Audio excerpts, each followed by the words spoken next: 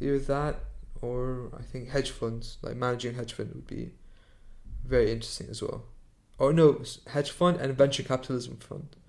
Venture capitalism is... So venture capitalism is, say you're starting a company, Okay. a software company. All right. You come to me, say I have this idea for this company. Mm-hmm. I want $100 million for you, and you get 50% of my company. So I would Okay. give you that money. Yep, and you'd take 50%. I take 50% of the share. But this is where the difference starts from just like an investor. I would work with you to help you launch the company, to bring it to its full potential. Okay. From the initial stage, which is a seeding stage, to the IPO, Yep, initial stage. public offering. Yeah. Right. which is when it's listed on the stock market.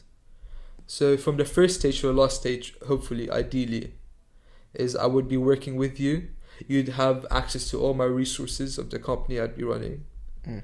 And you'd be able to take advantage of that, which is why it's another important thing you have to look at which venture capitalism fund you approach. And if you and the person who runs the fund look eye to eye, you have a similar ethos, Yep.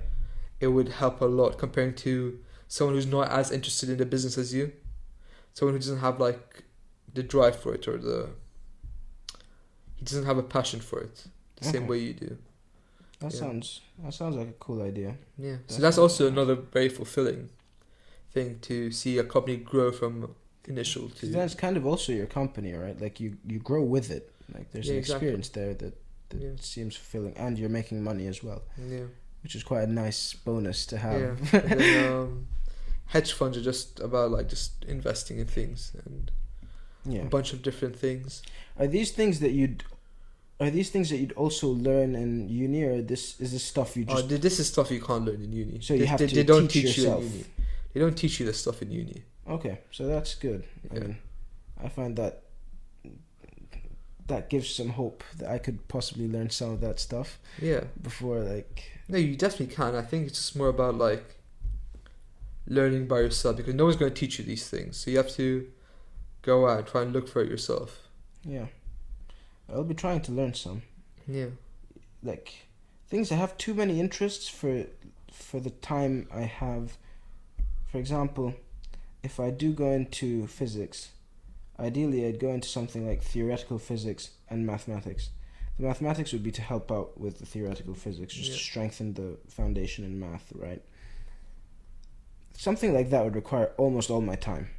Like a course like that would require at least 6 to 7 hours a day, at least. At best, at most, But would you see an end goal for yourself if you do physics? we've...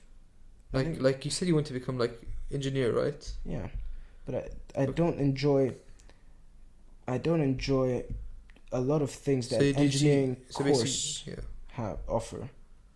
An engineering course offers too many things that I find as... It's not that they're unnecessary, it's just I really, really don't enjoy them. You're dull. Yes, I'd rather Gee. teach myself those things through either experience or just me teaching myself. Yeah. Buying a book and learning them by myself. Because that's also an effective way of learning.